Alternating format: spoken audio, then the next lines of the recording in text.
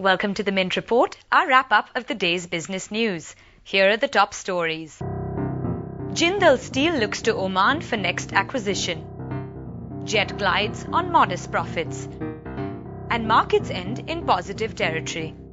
Jindal Steel and Power has announced an acquisition that will increase its presence in West Asia. The company will buy Oman's Shadid Iron and Steel for $464 million.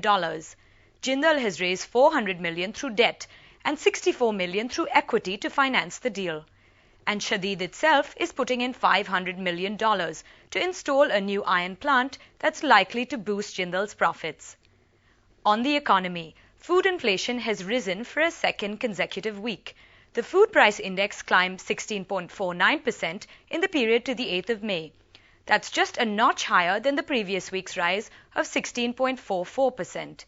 Prices of perishable foods like fruits and vegetables have increased in recent weeks in the wake of a heat wave across much of the country. And moving on to aviation, Air India's parent company Nestle is looking to raise money to refinance some of its loans. It plans to borrow $1.5 billion to repay older loans from Indian banks. Those loans were taken to finance the purchase of 21 Airbus planes. Air India currently has a debt of more than 15,000 crore rupees.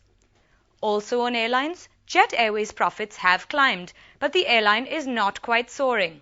It reported an 11% increase in net profits for the fourth quarter to 59 crores, and its sales went up 15% to 2,600 crores.